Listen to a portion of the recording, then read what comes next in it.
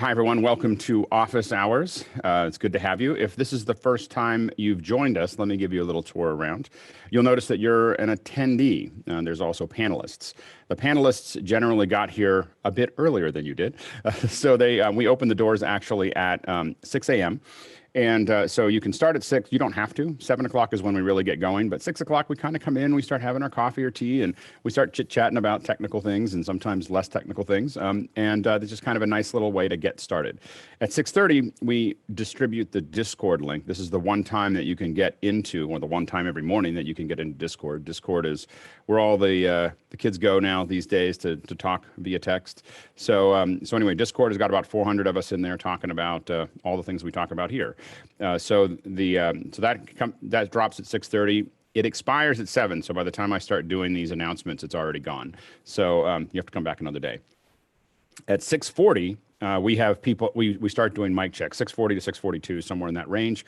We start doing mic checks. Once we start doing the mic checks, the panel will close. So we're not going to add anybody else. So if you're now watching and you want to join the panel, you need to wait until tomorrow and get here before 6:40. And what you want to do is join and then raise your Zoom hand so that we know that you're interested in actually taking part in the panel. If you're going to jump into the panel, make sure that you have relatively good audio, video, and internet so that we can hear and see you clearly. So that's kind of the basics of what you're looking at here. Now that you are an attendee, what you want to remember is that you have a Q&A down below. You can ask your questions. My recommendation is generally to ask early. If you have a question that you really want to have answered, try to get it in early. We kind of can run the pace of the show based on the number of questions that we have at 7:05. So if there's a lot of questions there, we tend to move pretty quickly. If there's not that many, we tend to dig into things a little longer. So ask those questions early. If you don't have a new question to ask, definitely look at the questions and vote those questions up that you like. We are prioritizing the questions based on partly based on what how people vote on the questions. So definitely use the voting feature to vote questions up that you're most interested in. One request or a couple requests for the Q&A is keep your questions to less than 5 lines and only one question per post. If you ask 2 questions, we'll answer the first one and ignore the second one. So you just have to, so keep it short and also keep it to one question at a time. Please don't post anything from anywhere else, another forum or the chat. People need to post it there directly. If you're a new panelist and thought, oh, I wanted to ask a question, well, you need to do that before you become a panelist. And also a request for the panelists and pretty much everyone, don't interact with the questions. Once people ask the questions, don't add other things to them because it can sometimes kind of lock up our system if you do that. You can still chat. There's the chat function down there, so you can sit there and talk amongst yourselves. You can also ask questions amongst yourselves as the viewers and have that full conversation. We just probably won't address it here in the panel. So that's kind of the basic overview of how this is all working. What's happening today and what happens most days. 6 to 7 is just kind of our startup cycle.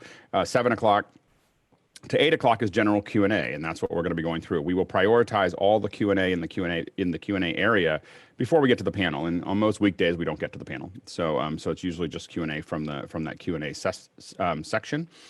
Then we have a second hour, 8 to 9, and sometimes a third hour. So the second hour today is about mic placement. So a lot of us, we've got some great audio engineers, great audio educators in here. So we're going to talk a little bit about mic choice and placement in the second hour, and then in the third, on Wednesday, our second hour will be optics. Chris Summer is going to lead a discussion on optical considerations before light hits the sensor. So that should be a really interesting discussion there. Nick Justishin is going to be talking to us in the second hour on Thursday about making mass production of trading cards. I know you always wanted to have some trading cards of your own, and Nick's going to show you how he does it in hundreds and thousands. And so really this is a lesson in process and automation. So it should be a very, very interesting discussion.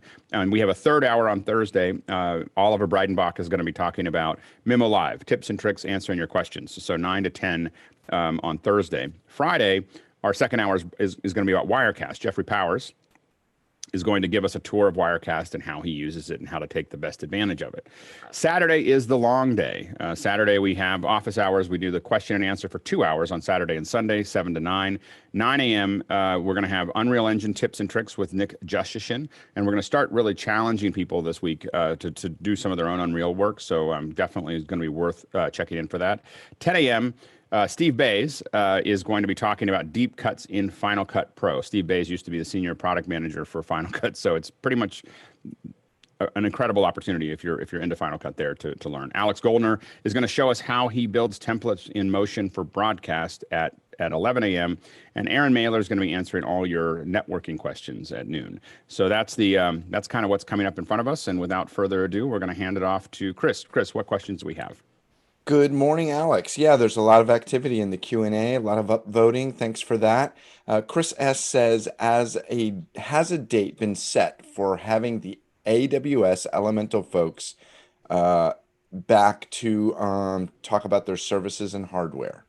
So we're going to have the AWS folks in probably not next week, but the week after, and I'm meeting with them today. So we'll nail that down. But we're starting to try to push our second hour schedules out 2 weeks, possibly even 3 weeks, because we need more time to plan and everything else. So anyway, so we expect it right now. We haven't locked the absolute date down, but we expect it not next week, but the week after. Next question. Is there a good Dante audio interfaces which can be fully managed remotely, no buttons and knobs, and which are reasonably priced? Maybe Alex shouldn't answer this question. Brian Maddox, do you have any I mean, what jumps to mind for me is the Studio Technologies or Sound Devices. I don't know, does the Sound Device still sell that, the 4-channel? I actually am not 100% sure if they do or not. It was essentially the identical Studio Technologies, yeah.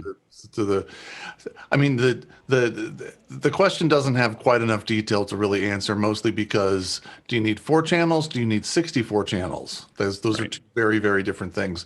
That being said, because when you buy a Dante device, you buy an Audinate chip inside of it, there's no such thing as a really cheap one. Like there just kind of isn't. Focusrite is the other place to look, depending on what it is you're trying to do. But yeah, there's not a whole lot of what I would call, $50 solutions for Dante interfaces. Tucker, Doug, and then Jeff, and then we'll move on. Just for reference for people that don't know a lot about them, most of the Dante devices have like a dip switch or a small knob to set the input gain on it, and it's a static setting. Once you set it, it's there. So most of the time when we deploy things like that, we use a digital trim to adjust from there. We get close, and then we're leaving ourselves some headroom and use digital trim at the other end to manage those connections. BSS Blue devices, you could potentially build a thing that does that gives you a remote ability to do some gain control, but cost effective is definitely not something I would say in that situation. Doug? I have a 4-channel Aterotech that is completely, you can remote into it, and it's software driven as far as configuration. And who makes it? Aterotech. It's actually a Aterotech. company in Fort Wayne that I didn't even realize I was having problems with it, and I called them, and they literally came out to our show because they're like, nobody ever uses our equipment in town. It's always out of town. But you might, the price is expensive though. It's like $700 range, but you might want to look at, you can maybe get a whole mixer that is Dante enabled and get a whole lot more channels than just the 4. So yeah, Brian. I think Brian's probably gonna jump in. We use the X32s a lot with the Dante card as a stage box because it's just like we can take over and run it, right? That's exactly what I was going to say. Yeah, I mean the cost effectiveness of an X32 rack with a Dante card in it is extremely hard to beat because it's I/O, it's a spare mixer, it's all singing, all dancing, and it's less than $1,500 if you do a little shopping. Jeff? Yeah, the Yamaha series of Rio and TIO interfaces, while they're designed to work with their consoles, do work standalone, and they do have an app that allow you to remote control gains of the mic pre's and turn on high-pass filters. So 16 mic pre in, 8 channel out in the TO is like $1,100. No buttons. That's great. All right, next question. Doug Ferguson has somewhat of a philosophical question. He says, when you buy new gear, are you, one, solving a problem, two, increasing your capabilities, and I would add three, just making yourself happy? Well, I think that generally I'm trying to do both. If I'm just solving a problem for a given show, and other people can jump in here, but I generally am I'll rent things oftentimes if I'm trying to solve a problem. If I think that I'm going to solve that problem persistently, like that's something that I want to do over a long period of time, then I start considering, do I want to buy it? But usually the first time I need it is not when I buy it. It's usually I see a direction that I'm going to use this over and over again is when I start purchasing stuff. And of course, I see a lot of directions like that, so it's very costly. Colin and then Chris. Well, I wanted to address it from a software versus hardware perspective. I think when I buy new hardware, I'm solving a problem. When I'm buying software, I'm typically expanding my capabilities, but it also comes down to price. If I can solve a problem for price one, if I can, and I can expand my capabilities for price one plus 50% more, I will expand my capabilities. Not toward a particular objective, but just for the sake of expanding capabilities. And you win, Colin, for the craziest. It took window me a in while the to whole realize that thing. was not a real hand. It's really distracting for you to answer the question with the hand up, though. You have to turn the hand. I Otherwise, know, we'll I just, need to you'll be. get my Stream Deck. It'll be like sorted. crying wolf. I know. It'll look like crying wolf, and we'll just be like, oh, we're just going to ignore Colin because we don't know if he's really there to ask anything. Chris and then Neil, and then we're going to move on. I was just going to say about buying gear. I remember the first time I had to staff out the purchasing of a mixer, and it was like, oh, we need one more. And it really took a lot of the joy away of shopping and looking for just the right tool. And it was at that point my career took a turn. This isn't fun anymore. It's just a thing I need. Get it? The thing is that a lot of times I buy stuff because I want control as well. Because when you rent stuff, you don't, especially if you rent from a big house, you don't know what's happened to that gear. People treat rental gear like it's rental gear, and so it is. And so you just have to be kind of if it's something that's mission critical to you, a lot of times owning it and then taking good care of it goes a long way as far as stability goes. Go ahead, Neil. I asked the question because it's like I'm constantly feeling like I'm chasing the equipment. It's like I get some gear and then it's like, oh, now I got to get more gear. And it's like this ever. I at one time I had filled up an entire warehouse that was 10,000 square feet chasing that dream. I was just about to say, you'll get used to it.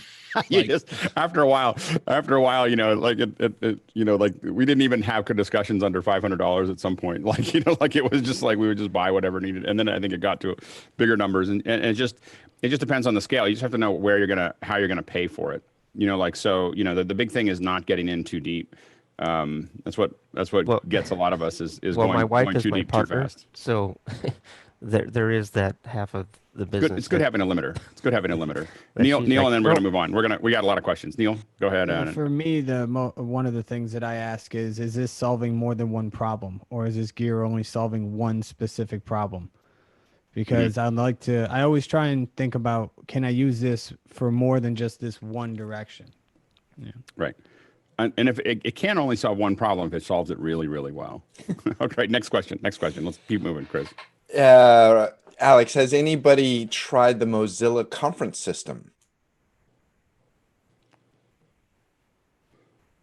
No, we haven't. I think I tried a beta version, but yeah, it was very beta, so we'll see. Yep. But we'll think through it. Maybe we can jump on it. Maybe a couple of us can jump on and try to do the conferencing thing and see if it works. But no experience yet. All right, next question. Moving on, Alton says, I'd like to create a custom return video feed to remote persons using Skype, Zoom, etc. It seems it can be done using vMix, anything on the Mac side like Mimo, Ecamm, OBS, etc. This is a little bit like what you've been trying to do with video mix. Yeah, I think that having a switch. Well, I think that the big thing is that you're talking about being able to customize the return feed back to the to the caller. So the problem is that you don't want to really just send them the program. You want to send them possibly playback, maybe even just a super source of everybody that's in the conversation. So there's a bunch of things like, so we're probably going to go with a vMix route to do that. But Memo Live would also do it. I think OBS probably would. I think it's just a matter of setting an output. You're basically setting an output and saying this output now has the switcher, the output of that. You may not be using the same switcher to send that return. So each, for what we're doing is we're separating those out so that every call is on its own machine. So I have a lot of control over what I'm sending back, because basically I have full access to the switcher and then I'm just sending it back through that feed. But you can, customize those backends. I think that's going to be something that a lot of people are doing in the near future. I think we were just happy that we were able to cut between people a month ago. You're seeing lots of people do that. And now I think the next, the brave new world is really designing the user experience on the far end of every call and really handcrafting that so that it's a branding opportunity for you. It's a information opportunity as you're going back to producers. It's a comfort and stability opportunity for your callers. And so designing the return feed in a lot of these things is going to be, I think, definitely something we're going to see a lot of in the next 2 or 3 months. Leland? Yeah, we find that combining the use of both WebRTC and NDI works very well in that circumstance. For instance, on the wedding plans that we did, we basically used WebRTC and NDI by sending the duplicate program feed out to the admin feed so that people could watch the back channel. That audio was pumped out with the master audio going out through NDI into that same conference system. It reduces the overhead that you're going to experience by trying to build an entire new back channel. That's one beauty about WebRTC. So combining those can make an effective back channel. Yep, absolutely. So I think, definitely. But I think that most of these switchers, but what we're doing is dedicating the switcher to the output to the return call, or at least that's what I'm doing. So I think that gives you a little bit more flexibility in what you're doing there. Anyway, next question. This is a little interesting. I have clients asking to live stream workshops with chat and file share functions. Are there webinar services available that allow us to use a vendor to white label custom URL and customize for multiple clients? I don't know that I understand most of that.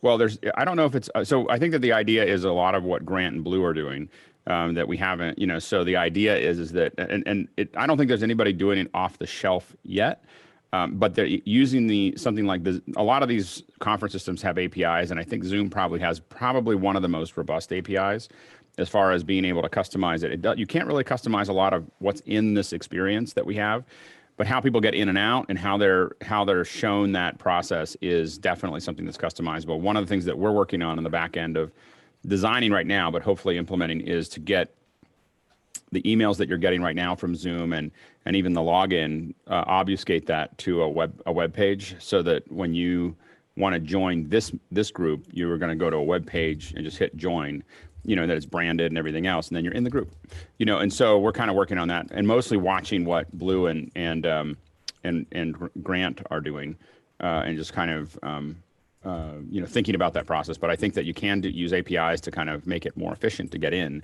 and also better branded, and then go from there. Jeffrey? It was a few years ago. It was before HP split with to HP and HPE, but I know that they had a conference service at one time that was white labelable. I don't know if that's still around anymore, but I think some of the bigger companies like that have something similar to that. And someone, A. Mitchell's mentioned On24. The problem with On24 is that it may let you white label everything, but it's a dumpster fire of a service. It is the biggest ripoff ever in video conferencing. Sorry, not that I have an opinion about it, but I've watched them. They have barely improved in 10 years, and they were bad 10 years ago, and it's amazing that people still use them, and I just feel like it's managers who don't have any creativity or don't understand how they could possibly do lead generation without this. I mean, it's just an amazingly bad platform, and I just think they've taken advantage of the fact that they were there first, and they have certification with certain companies and and everything else, and so that they just kind of rest on that. But if they don't start turning up, they're going to disappear. It's just and yeah, Adobe Connect is. I mean, I think that like Adobe Connect and what is the one that Amazon has, the Chime? That one's not very good either. and then GoToMeeting, I just feel bad for because it's not that bad. I mean, I used it for a long time, but it's just kind of faded away. So, and I'm on like 5 or 6 of these a day, like different services: Zoom, WebEx, Blue Jeans, FaceTime, Skype. I bounce around those almost every day, and so I'm just you just get to kind of compare them. But so the problem is the ones that are going to be really easy to white label probably don't have the feature set to create a good conversation, and that's the problem. So you don't want to get form over function. Chris, and then we'll move on. Yeah. You mentioned really quickly about being registered or accepted by the companies. I'm doing a show right now with On24 that we're going live next week, and it's a good business tip for all of us that sometimes getting in with a large corporation is going to mean doing a lot of paperwork and getting past all that accounting stuff. And it's worth it to do it because a lot of times that return business keeps coming back to you because you're an approved vendor and it's easy for them to say, oh, call the video guy. So just a thought. I mean, we started off with doing a handful of jobs for Google, and then at one point we were interfacing with probably nine different divisions. Right, because you were the approved guy and you were easy to call. Yeah, we're a vendor of record, and not vendor of record. We weren't that official, but we were easy to budget in. We were a known entity, and that guy on Twit. That guy. Well, it was just that I worked on, once we did, it made a difference that the third event that we did was in the White House so for Google. So then we were the White House team. And so then everyone was like, oh, the White House team. And so we got really busy in that. And the other thing that makes a difference is just how you interface with everybody, and also little things like insurance, like we had a lot of liability insurance, which is required as the shows get bigger. But that became a barrier for entry for everyone that wanted to compete with us because, if you want to do an event at a location, you had to have this. And the fact that we could push out an insurance paper in minutes, made a difference. Now you can do that on your own. You can get a separate service to do that, but it's much faster and easier to make that work. Anyway, next question, Chris. Alex Golner says, when the macOS moves over to ARM, do you think the new version will include an implementation of OpenGL? I doubt it. Yeah, no way. Not a chance. Yeah, they're going to move to their own. I mean, it'll just be you're writing to metal, and it's, they're not going to bother with cross-platform compatibility. And I think that, I just think that that's going to be, and, we can decide there's a whole, we can argue about whether that's a good idea or a bad idea. But I think that, obviously, and I don't know, I think that the transition to ARM could take a very long time. So I don't think that if they announce, go ahead. Sorry, go ahead. Go ahead, Jason.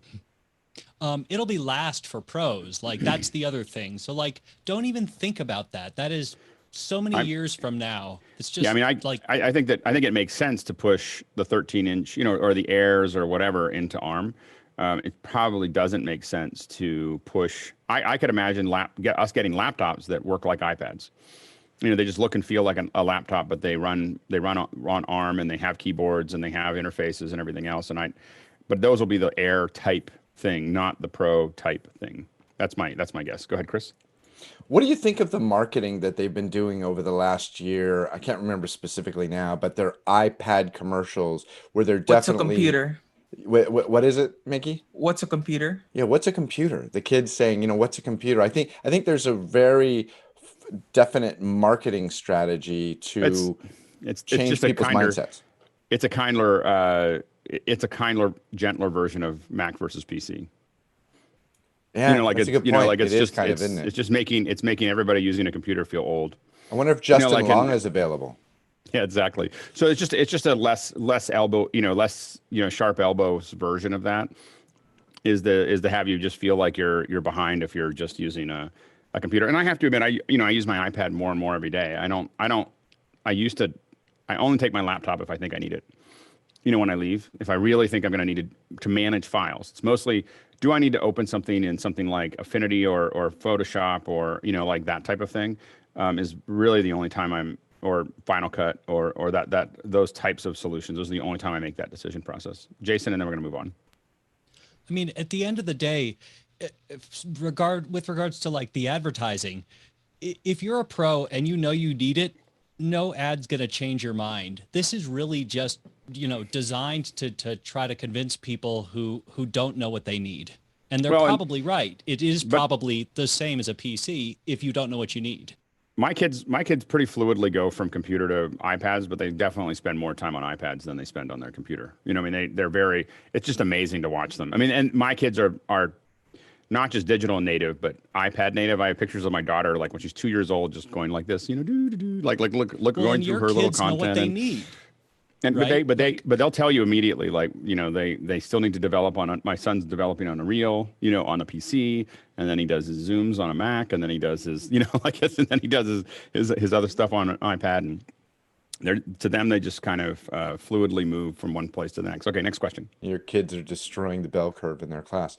Best 2 to 3 recommendations by cost for a low power FM transmitters for a drive up graduations. Michael Rogers has already tried the mobile box and said it was terrible. There's so many DIY versions of this, and it's much easier because the ones that we've been worried about have been multi-language, so 10 languages, 15 languages, which is really hard actually in the FM, to do that for FM transmitters. But the big thing is that you have to decide how much area you're going to cover and how much trouble you're willing to get into, because you're technically not supposed to use these, so, in a community event only used once that you leave on and off, you probably can get away with it, but just know that technically you're, breaking FCC laws, by turning anything on that's going to be powerful enough to get to a whole bunch of people in a drive-in graduation is probably going to break FCC regulations. So, but that said, you could go online and buy, 10 to 15 watt transmitters that will definitely cover the area. They'll cover a mile or two, so you can, so it's definitely possible. I wouldn't, once you're going to break the law, you might as well just turn it up. And a lot of them are, and we've used them. So what I've used those FM transmitters for is training, where we use like a 1 watt in one room. And we do it in a big area that's separated from everyone. So we really were very conscious of it. And we turn it on because what it means is I can get everybody a cheap FM receiver that's $2, and they can put it in their ear and listen to the instructor that's pretty far away, or let the instructor just talk to people that they're watching behind the scenes. And so they're useful, but I'd be, just know that you're stepping into a place where someone official could show up and be really edgy. If you do that, Tucker, and in this environment, you can probably get away with it because we're all just trying to make it work. So, but just be careful of you can probably get a mulligan on doing it right now, but just be super careful that the FCC really, you probably won't get fined, but you could get a stern talking to, and they could cut your event in half. So that you just want to kind of remember that. Tucker, and then Andrew, and then Sky, and then we're moving on. I would definitely make sure and really find out if you have any. Tucker. I'm low. Check. 1, 2. This is a test. Is that better? Okay, go ahead. Still low? Okay. Make sure especially if it's a graduation or something like that, make sure that you know that none of your parents, or engage the parents that work for radio stations, potentially radio engineers, that kind of thing. So because they're going to be the ones that kind of kick off if there's a problem. The second thing would be engage with a production company in your area. They have a lot of PA that's sitting around right now. And I would recommend just head toward a decent PA for that situation. Go ahead, Andrew. And then do drive-in theaters have transmitters that are that powerful as well? I thought they were really located. Like once you're off the property, it starts to fade out. So maybe something as strong as that, or something that they have. Yeah, Jan, do you know the answer to that? I don't know about that, but I know a lot of people are using Liston technologies. It uses FM and Wi-Fi, and that's what they're using on a lot of the drive-in church ceremonies right now, the services. And then Sky? and then I'll probably connect with Jan because that's exactly what I need to research for my people group, and I assume just they can dial it in on their automobile FM signal. Yeah, I put it. I put the link in. I put the link in the chat. Copy that. Stepping away. Thank you. All right, next question. TJ Asher wants to know what hardware and software are people using for color calibration on their monitors and televisions? Anybody? I'm using Spider for my monitors. Yeah, I have a Spider X that I just got that I really like. I really like that they actually have a lens now instead of one of those dumb little filters. Right. But yeah, my guess is if you're spending more than $200, it's probably not a bad colorimeter. Yep. Any other Spider X is the one that I've used for a long time. The monitor calibrating monitors is more complicated, which we'll probably talk to at some point. I'm probably going to bring somebody in to talk about that. Like monitors that don't have a computer connected to them, but for computers, the Spider has been what I've used for a decade. Chris? Yeah, televisions is different because then we're getting into HD and HDR territory, and that calibration process is going to be vastly different to like standard calibration. And then there's probably if someone throws it in the second hour in Discord, there's probably definitely an hour for talking about calibrating monitors, both monitors that are standalone as well, because there's a lot of other things to consider when you're calibrating a monitor, which is, for instance, the ambient. If you really want to be careful, you're going to take a monitor and you have to calibrate it on site in the location with the lighting. And then if we're working on events, that lighting changes all the time. And so and if it's changing, then you don't know what you're looking at. And so the danger is thinking that you're looking at the truth when it's not anywhere near the truth, and that can really screw people up, which is why I don't calibrate that many monitors on set, is because I don't want a bunch of versions of the truth or a bunch of people with big opinions about that. We have to kind of be very careful of what we assume is real. Go ahead, Chris. I was in a Zoom thing with the Baselight people the other day, and a question came up of being able to grade SDR and HDR footage simultaneously on two monitors. And technically you can do it, but why would you do that? It's going to be impossible to sit down and color grade an HDR image at the same time as an SDR image, for example. And then same as your concept about, how many monitors are calibrated on a set, for example. One has to be very clear about the use case and what one's trying to achieve. Sorry, I had a little technical issue there. My earpiece stopped working, so it filled up with something. So I was trying to find a good spot there. Yeah, but I think that it's going to be it's a tricky thing. So we'll work on an hour and get some folks in here to talk about it. Next question. Jason Wise, Orlando, Florida. Has anyone used the Brand Live service to host a virtual event? Good, bad, other? Thanks. They're fine. So Brand Live is they're a service that does, they will do your streaming for you. They're relatively, it costs a little bit of money to engage them, but they use Ustream as their back end. And they will, execute it. You can do Q&A. They can do vote up and down. There's a bunch of little bits and pieces there. I'm not sure, if you're doing a single stream with some basic audience interaction, it could work. As far as production goes, I don't know these days how much more they push that you couldn't do in something like Zoom. Their marketing is really good. And their sales staff is really good. But, I don't think that they're really progressing that fast. I don't think that they're at the level of like On24 as far as just like, I don't think it works. I think that it's a reasonably good design. The video quality is good. And if you're doing a lot of it, it probably could be cost effective. But as a single one-off, it's a pretty expensive solution for that. So I don't have any strong opinion about it, good or bad. I don't think it's, I think that you have to be very careful of the whole. I think a bigger question is, what are you going to actually produce? And I think that these one-way, productions is not the future. So anyway, and so I think that, you're getting some interaction with the stuff that they're building. So that's a good sign, but I don't think they're progressing very fast. Anyway, next question. Colin Sandy has a question that I believe stems from something that George Kennedy mentioned right before we went live. It's worth talking about. If you have a 1 gigabit NDI source and destination on a 10 gigabit network, will NDI work properly? There was George, you may want to chime in on that. So let me just say that anyone that's trying to use NDI want to get some more information on it. NewTek just does offer 30 minutes of demo, so you could talk directly to a tech.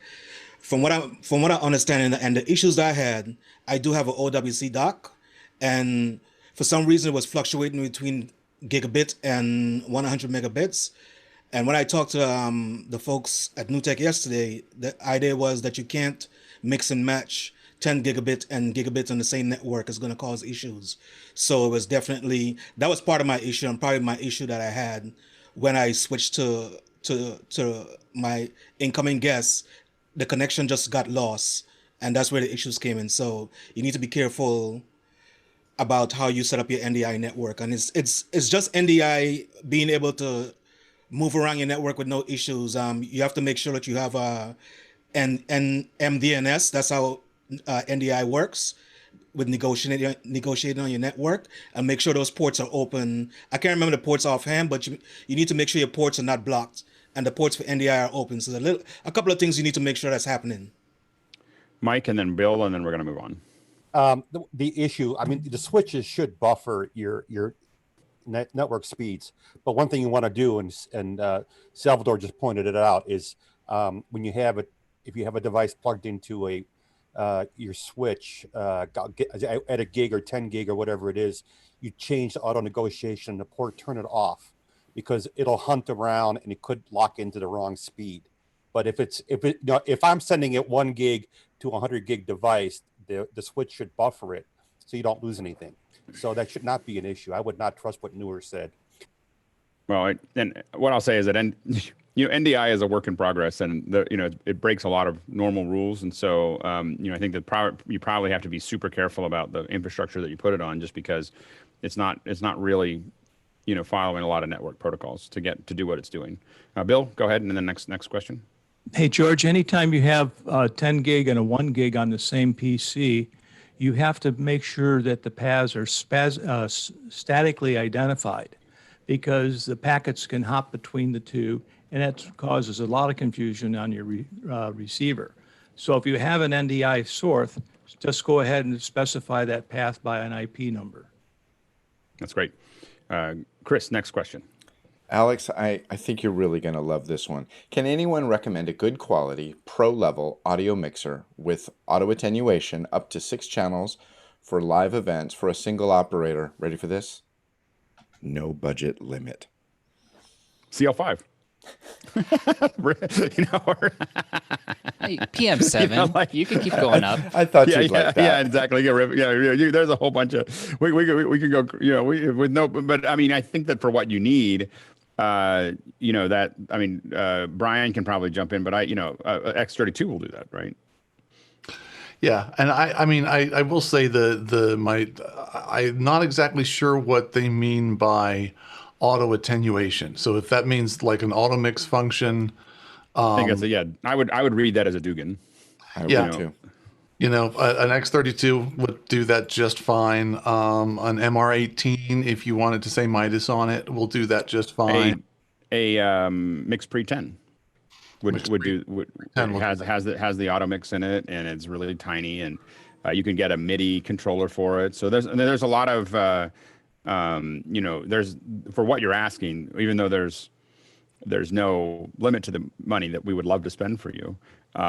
You don't need to spend that much to get that result. Tucker?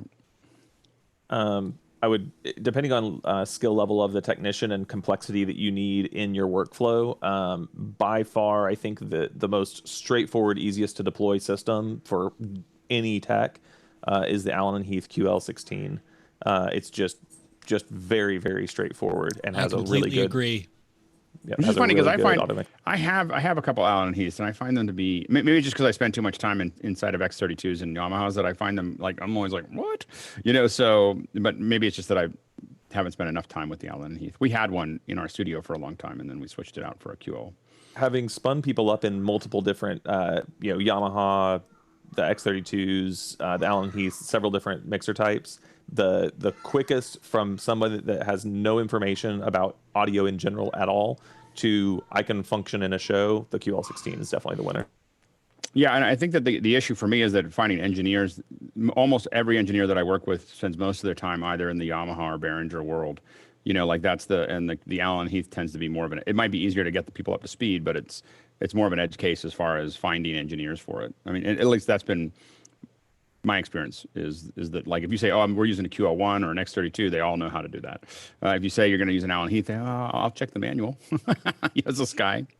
Well, being that I'm from Seattle, and I know the competition between Behringer and Mackie, I'm just curious, is Behringer considered a product that you can use, or is it a budget thing After they bought Midas, the whole thing shifted. Yeah, so Behringer was literally trash for decades. They were like, it was just the worst stuff. And then they bought Midas, and whatever they did, I mean, they just decided to play really hard, and they just turned a corner. Mackie. Mackie was physically almost across the street. It was kind of crazy. Yeah, but Behringer just turned a corner. Maybe a decade ago or 8 years ago or whatever, and they started putting out these X32 line, and they just wiped everybody. I mean, they really put the hurt on almost everybody because of it, because it's just they just keep on adding. They have a ton of feature set. I mean, the X32, given a choice between an X32 and a QL1, I'll take a QL1, but at the price, it is just stunning what an X32 can do. And I just get the racks all the time. I get the X32 rack and an X Touch. And I have what I need in front of me, and I have, on a one Ethernet cable, and I'm able to make it work. Go ahead, John, and then we're going to move on. John, you were going to say something? No, just here's the X32 right here. It's a beautiful piece of yeah, equipment. yeah, there it is. Yeah, for the price. But the Dante card is an additional $500, right? Yeah, because it's Dante. Yeah, so putting the Dante card is required. Go ahead. Next question. Ben Englund says, what books, classes, blogs, etc. do you find or have found most useful for improving your AV skill set? And I'll say there's about 44 of us here that would probably say office hours. And there's another 210 people that are on the fence, but I think they're trying to get in. I will say that I've learned more in this class in the last 3 months than I have in the last several years. It's been I second that.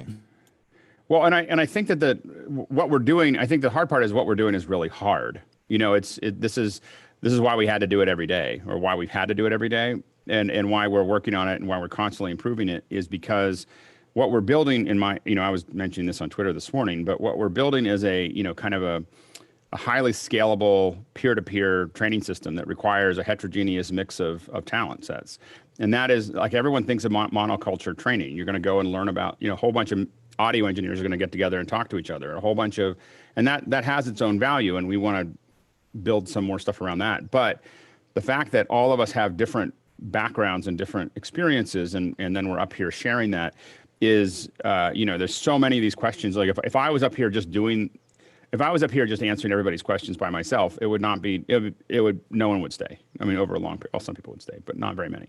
It's the fact that we have everybody here bringing their own experiences to it and making that work that makes it move much faster. And it gets better as it gets bigger. That's the interesting part of the process, is that the questions are getting better, the answers are getting better as we continue to grow. And I think that will continue until we get to about 1,000 people concurrent, and then I think it'll start to degrade as far as quality goes. Qualify better. Qualify better for me. Qualify better. It's a tighter conversation covering more ground, effectively. Like it's going to, we're having deeper conversations, and what happens is like, for instance, the voting is important because, we're going to get to a point, we're now getting to the point where we're not going to get to every question, or we're going to get to the last questions in the last 15 minutes are answered very quickly. But that drives people to ask questions early. It drives people to vote those questions up so that we're serving the audience more effectively. And so that constrained supply, will continues to tighten the conversation. As we have, as we keep on tightening, we have an incredible group of people here that are answering a lot of these questions and asking good questions and so on and so forth, that this kind of mix, keeps on getting better. And again, I think it'll continue to increase in efficiency for, until we get to about somewhere between 700 and 1,000, and then we have to figure out how to subdivide it and stuff like that. But we've got a little bit of growth there. I'm going to keep moving on because we're gonna go kind of into the speed round. So thank you. See if we can get through them. Go ahead. Go ahead, Chris. Speed round. During the time of coronavirus, how do you select a mic suitable for your voice when you can't try them out in a store? Online reviews can only take you so far. I'm going to push that one into the ask that question again in the second hour, because that's what the second hour is all about. Go ahead. Next question. All right. Prema says, how are you feeling about Twitch as a live event platform? A lot of people are using it. I mean, I think that we stopped using it. We stopped really pushing it because of the APIs weren't there, but now they are. And, it's got good low latency. I feel like it's a little loud, when I open it up. It's just that there's a lot going on that, and I feel like, for instance, the challenge for Twitch is the same challenge that happened in YouTube, which is that the unidentified contributor makes the comments almost useless. Like just a little above useless. There's no way to really have a meaningful conversation on Twitch because the comments that are coming in are somewhere between profane and insanity. You watch them and you're just like, this isn't, it's its own language at this point of emojis and other things like that. And as a cultural experiment, it's really interesting, but you're never going to get more than that's going to hamper their growth in the same way that it hampered YouTube's growth, is without real IDs, you end up in just chaos. And they're gonna, and YouTube started to go that direction and then pulled back because people were complaining, and they cut themselves off at the knees. They'll never actually go to the next level because of that. Real IDs I know people get really upset when I say this stuff, but real IDs are the key to good conversation. That and troll suppression, and I mean brutal troll suppression, where you can just knock people out, or you do shadow blocking, which is some services do, which is basically the moderator hits the troll and the troll can still see their own comments, but no one else can. there's a whole bunch of versions of that in some systems that are pretty useful. Anyway, Leland? I just want to recommend anyone that wants to investigate Twitch, go check out Twitch's beta offering of Twitch Studio. It's really a pretty cool interface built off the OBS engine, but I think you'll like it. It's fun to play with. Yeah, it's impressive. Right. It's Windows only, but it's impressive. And again, I think that the problem really is, I think that conversation, I think, is the future, and I think YouTube and Twitch can't do that because they didn't set a tight limit at the beginning, and they're not going to ever be able to do that. Anyway, next question. Is anyone using the Decimator Design 12G Cross? Any other recommendations for scaling and frame rate conversion? I have not. I waited for the 12G one forever, and now the funny thing now is that I have a switcher that has Teranexes in every input. Our switchers now have, a lot of our switchers have these Teranexes built in to every input. So I'm less dependent, although I still have a bunch of decimators that I'm using to basically convert. Yeah, but you don't use the 12G because why would you? I mean, I have a decimator that I haven't touched in 6 months. Well, I'm running my switcher at 4K, and some of the inputs are coming in at 1080p. I would like to I would like to take it to 12G, and so I am looking at it. Right now, I'm using Teranexes, but I think that the 12G, the only thing with the decimators is you're just giving up a couple frames every time you go through it, more than everything else. It's less expensive, but it takes a little longer to process. But while I haven't used the 12G version, I think it's I have used so many of the other decimators. I kind of wish that it was an MDHX, which is what Colin Sandy was talking about, instead of the cross, because the cross always gets in, my smaller crosses get into weird states that I don't like. So anyway, next question. Karen Foote says, excuse me, best HDMI capture card that's in stock and under $300. Currently waiting for an A10 Mini. Don't think it'll ever ship. Capture card. Under $300? I can't think. Oh yeah, go ahead. Magewell. Did they make a card? The Magewell USB capture HDMI second generation. He's asking for a card. That's a card? Well, it's a dongle. Yes, it's I'm using it right now. Hang on a second. It's this guy. I've got a Pengo that I got from B&H about a week ago. It was in stock. Mm-hmm. It's $90. I've got it hooked up to a RX100. It works pretty well. In the definition of this one, though, is that I don't know of any cards that are that. I think they might be using that term generically. Are they talking like a PCIe card specifically, or I don't know if it matters. The Elgato is cheap enough, but it's not there. The Blackmagic is too expensive and in stock, so I think you're kind of stuck. Right.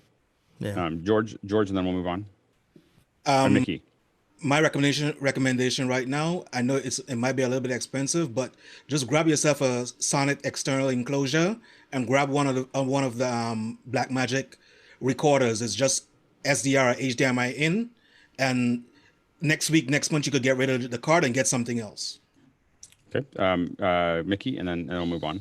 Yeah, I think some places might have the AJA tap. I was able to get a couple from Guy a couple weeks ago, so maybe Guy could answer to its current availability.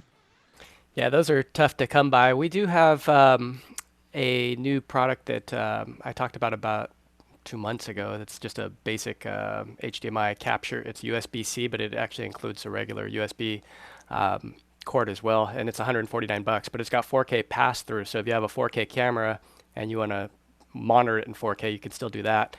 And it's called a riser USB capture device. I'll put a link in the chat. But $149 in stock. I got a few of them that just came in. Cool. So That's very cool. All right, next question. This may be very similar to the FM transmitter thing, but any suggestions for hosting a pop-up drive-in movie? I think the same thing. I mean, the people have been doing these for a while. You can get inflatable screens, like 30-foot inflatable screens, and throw those up. Just make sure that you know which way the wind might be blowing, because those things turn into really big sails. Yeah, I think they're thinking quickly. Mostly about the audio portion. But yeah, for the audio portion, there's lots of transmitters out there. Just know that, if someone gets particular about it, you'll at least hear about it in Nextdoor.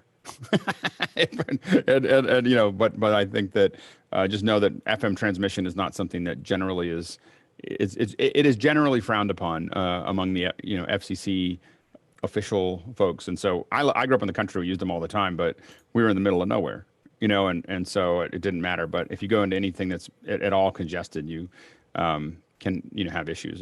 I've found better if you're doing a pop-up, that type of thing is to have a big PA system, but then you have neighbors complaining. So that's the other side of that. Bill, and then Brian, and then we'll move on. So we got to move fast. 30 seconds. Go ahead, Bill. Did my audio turn on there? There it is. Yep. Go. Hey, on using these throwdown FM transmitters, there's a couple notes. A lot of them work very well, but you have to have a low impedance audio coming into it. In other words, take a line out and reduce the level, because the RF gets into the line and overloads the input, and that's what makes it sound bad. The other thing is, when you use a throwdown transmitter like that, get a ground on it and make sure it is grounded, because that's the other half of your antenna, and that makes the entire flow work. Thank you. Those are great tips. Go ahead, Brian. So real quick, I was going to do a video on FM transmitters and with an expert, and was advised by our attorney to not do that because it's very complicated when you get into the legalities, and the FCC is getting very annoyed at all of the people that are putting up FM transmitters. So I will just put that out for what it's it's easier to do something illegal than something legal. Thanks. I'm kind of annoyed with the FCC. So does that? Yep. Jason, 15 seconds, then we're moving on. I mean, is it impossible to do something along the lines of just putting up a shoutcast stream, syncing your audio? Well, it's just hard to sync the audio. That's the whole thing with that process with the visuals. Go ahead, Chris. Next question. Next question. I'm very new to video editing. Where's a good place to learn and to start? And I just want to jump in that at 10 o'clock California time today at fcp.co, on the show that I host there, we're having Mike Matzdorf and Mike Yanovich, and they have a new series for learning Final Cut Pro. I saw the preview of it last night. It's really good. And we're going to be talking with them and some other people. Sorry for the pitch, Alex. And unfortunately, Jordan is on a Linux machine, so I don't have an answer for you. Repeat the location, please. Oh, fcp.co. Thank you. It's a great discussion with some great Hollywood editors. And we're gonna keep moving. Go ahead. Next question. We got to move through these. Go ahead. Next question. I did that one. Alex, given screen size and weight trade-offs, do you prefer 13 or 15-inch laptops? I can't work on a 13. It's just too small. So that, okay, next question. If I'm using a DecLink output card, is there a way in the macOS I can output a single window via a hardware feed? Yeah, well, I mean, if you're saying a la sharing a window in Zoom call, the way you do that is you set up second monitor. So you set up your Zoom call as a second monitor in your preferences under General, I believe. Yes, General. You go into General and you'll see use dual monitors. That dual monitor will give you whatever whoever the last person is you're talking to, or whatever you pin is going to go up there, or screen shares will all go into that monitor. So that can be your output from there. And so you just set that out as that second monitor. Go ahead, Jason. Even easier, there's an app for Mac called SDI Scan Converter that will just simply detect the card, and you can actually tell it, take this app and make it its own full screen and output on this output. And it's beautiful. Awesome. Works very well. That's great. Okay, next question. Link for that. I'm sorry, did that one. I totally agree that the office hours has been that's comment. Not a question. Moving. Sorry. Chris Fenwick, what's the registration? Oh, I'm sorry, that's for me. Have you ever, you have to test sync on site. I don't know. These are, the Q&A is just deteriorated. That's sorry. Back to the FM transmitter. It just fell apart right in front of my eyes. So some reminder for people who have come in a little late. We kind of talk about at the very beginning of the hour is that the questions need to be one question per post. They need to be less than 5 lines, and they need to be readable. No comments in the question system, and they need to be really readable. Remember, we have to read them out loud, and they have to make sense to us. So it looks like we have one last one. ATM Mini. That's a comment. Still a comment. Then we're done. I saw one comment, Alex, about someone very new to editing. It was Jordan. It was in the actual question and answer section. It got blasted by. They were looking at a $500 desktop, 3-year-old computer, wanted to know what he could use for video editing. I'm just going to throw out an open source. OpenShot.org is a 4K video editor. It's totally free. Go try it. Check it out. See if that helps you. And then we'll also, move on people like there's a little cross-platform tool called B-Edit, B-E-E. Is it B-Edit or B-Cut? B-Cut, I think, that the school people seem to like. So if you just want to get a toe in the water, that might be a real good thing to look up. Chris, Comfort? I don't know how light it is on an older system. My system's 3 or 4 years old, but it's a strong system. But DaVinci Resolve is free for most of its functions, and that's not temporary. That's like a fully free forever version. So a little higher. May not be light enough for a cheap. What's that, Leland? Sorry. I was going to say it might be requiring a little higher end PC to run all its features. Right, but it's amazing. So. It's and it's an industry standard because it's using the old metaphors. Yeah, absolutely. And a reminder, one question per post, or we just knock them out.